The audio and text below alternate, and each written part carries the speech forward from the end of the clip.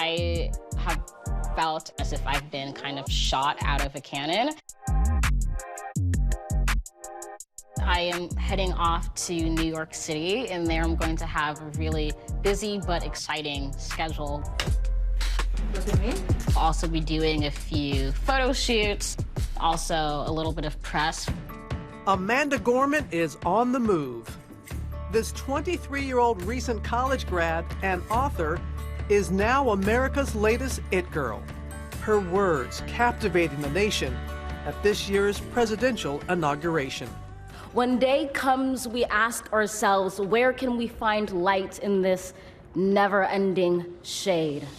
Almost overnight, she's become a cultural icon. When I came back from DC and literally stepped onto my street, already I was being recognized.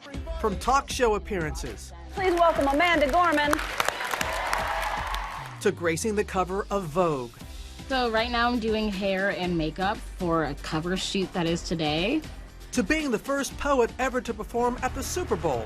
Today, we honor our 3 captains. And now, co-chair of the Met Gala, the Oscars of the fashion world. I'm excited to bring kind of what I have to say to the red carpet at the Met Gala.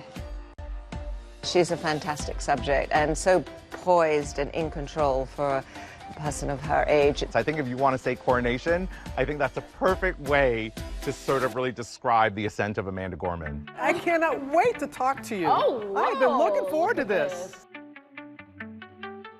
Amanda, what a year. What a year you're having. How's it going? It's going very well. Thank you for asking. When you think of January 20th, the emotions, can you just convey to us what you were feeling at the time, the excitement? I can honestly say I was on emotional overload on January 20th. I think I woke up like 2 hours prior to kind of when I would need to, and there was no way I was going back to sleep, full of anxiety, excitement, gratitude, fear. I remember at the very end of December's when I basically got the call that I was going to be the inaugural poet, and it was on around January 6th that the Capitol riot happened.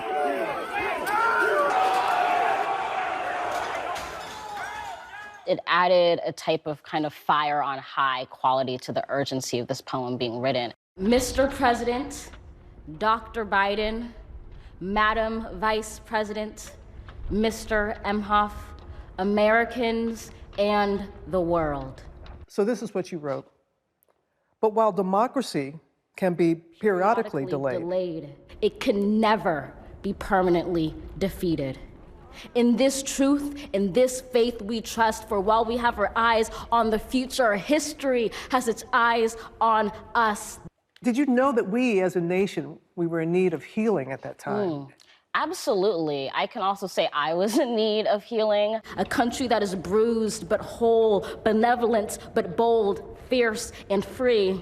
We will not be turned around or interrupted by intimidation. It was in no way something that was ornamental or a flourish. It had some real work to do. For there was always light, if only we're brave enough to see it, if only we're brave enough to be it. Wow. How's that for a national debut? I gotta tell you, my phone blew up. I mean, people, I'm serious, family, friends, they were saying, are you watching? I cannot remember, Amanda, a time that it was the perfect timing. You ripped us apart and you knew what we needed at that time. Do you feel it made the impact that you wanted it to make? It made an impact beyond what I had hoped it would make. I could have never dreamed about the ways in which it's kind of exploded and been just so welcomed by so many hearts and minds. I had no idea kind of what would happen to my life, but I knew the importance of doing this poem right and to the best of my ability. Was that the moment that you were like, oh, well, maybe maybe I did hit it out of the park. Maybe this is going to be memorable. When Bill Clinton kind of leaned down, as he had to do because I'm so short, and said to me, that was the best poem, inaugural poem since Maya Angelou. I remember being in my hotel room that night and seeing tweets from like Barack Obama, Michelle Obama, Hillary Clinton about me. And I went, girl, wow. I am just one of those people that didn't get to know you until January 20th. Joining us live right now, inaugural poet, Amanda Gorman. Well, first of all, how are you doing this morning? I am doing amazing. When you were on GMA the next morning, I mean that sincerely, because I've talked to a lot of people when they've had that instant. And you could see you're wide-eyed, and you could see that you had done the work and that you were appreciative of the moment, and you were enjoying the moment. Your entry in your journal, that was 10 days after the inauguration, and this is what you wrote. So much to write. So much that needs saying. My life changed forever. How so? For example, the instant that I arrived back at my one-bedroom apartment, I had people on the street kind of pointing to me and saying, is that the poet? Is that who I think it is? I mean, you're making poetry cool. To have that young child come up and want your autograph, want to know more about you, is that part of just why you feel that is your purpose? It's everything. For me, poetry's always been cool, electric, wonderful. But the instant recognition. Right. How does one deal with that?